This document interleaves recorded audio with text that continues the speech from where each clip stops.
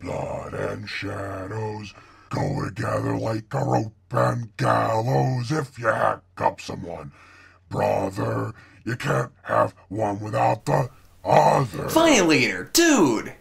I'm trying to read this. What is going on there? I am Doomsvince. This is day 169 of Spawn Year.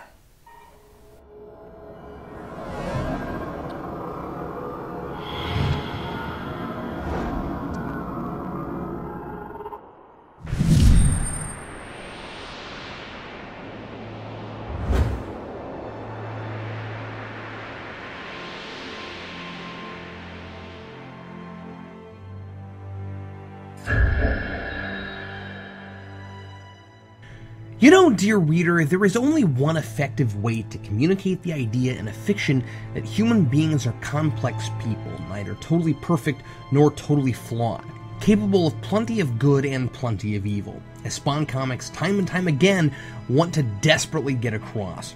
And that is to create those complex characters on the page, to infuse them with depth by putting them into difficult situations and forcing them to make difficult decisions. The Spawn annual, called Spawn, Blood and Shadows on the cover and published in 1999, has that standard problem so much of Spawn has.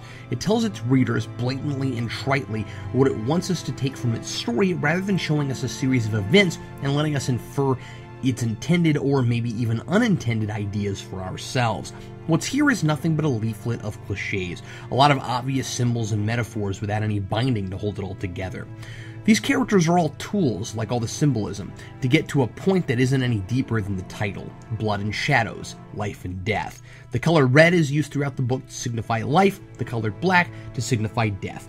And Paul Jenkins treats that like I should be beside myself with awe at how profound it is. Sure, usually we see black and white as evil and good, but the black and red are used in exactly the same way. Blood is spilled in the shadows, death overtaking and overpowering life, just like darkness consuming light. Like the nothing in the never-ending story. And at the end, when the message is spelled out on the last page, it's that between the red and the black is gray. That's stupid. That's a mixed metaphor. Red and black don't make gray. So why am I writing in abstractions? Doesn't anything happen in this story? It's hard not to be abstract. Look at the artwork. Ashley Wood's sketchy, messy pictures might be an understated masterpiece to some people, a fascinating look at the twisted, bizarre world as Spawn sees it, as McFarlane suggests in his foreword. But this isn't an art gallery, it's sequential pictures that are supposed to communicate events, and it's near impossible to make out what I'm looking at most of the time, much less distinguish individual faces. The story is about a bunch of sad sacks with dark pasts, black secrets they're all ashamed of, and they all live in an apartment building where the walls are all painted red and black, naturally, and which conveniently used to be an asylum. The place is filled with killers, drug addicts, etc. I assume they're all living in the same place because it's some sort of fate thing, since Spawn, here an angel of death sent to bring balance, whatever that means, shows up to haunt them all, and near as I can tell, ushers all their souls into hell at the end, when the pyromaniac who lives there burns the place down. I must admit it's a little bit difficult to tell what exactly is going on in those last couple pages.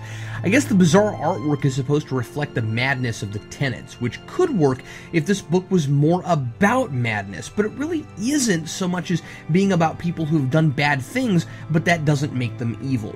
All the art does for me is make an already confusing comic more confusing. The main character we follow is a lesbian cop who lives with her stripper girlfriend and is investigating a serial killer who's attacking innocent women but killing them in several different ways, so it's hard to pin down a motive. Turns out the cop herself is really the killer, and she's lashing out because her mother forced her to pretend to be a girl growing up. She's actually not a woman, but in fact a castrated male with intense gender identity issues, which explains why she's refused to have sex with her stripper girlfriend for the 6 months they've been together, but not why either of them was comfortable moving in together. This all plays for shock value and little else. It's the only concrete thread that has a logical arc in the book, but it's weird how the cop is played up by Spawn as a victim when she's the one doing all that murdering. The Spawn I know would be torturing her to death with worms or bats or something. But this really isn't Spawn. Beyond the familiar subject matter and the costume, this has nothing to do with Spawn. This is an entirely different concept as far as I can tell. Spawn's never been about balance. He's picked by hell to harvest souls for hell. This guy says he's part of God's design. I suppose this book has a chilling atmosphere that's effective, and I like the idea of Spawn lurking in the shadows and affecting the lives of somebody I care about, but the closest thing to a protagonist we get here is a totally unrelatable serial killer, albeit one with a really screwed up backstory. And I appreciate that it's trying to be about more than just the blood and gore, but it starts with an abstract notion and it grasps at straws trying to make a coherent narrative out of a series of cliches, all the way down to the Nazis and Indian burial grounds. All this one was missing was a pentagram. Signed, Captain Logan.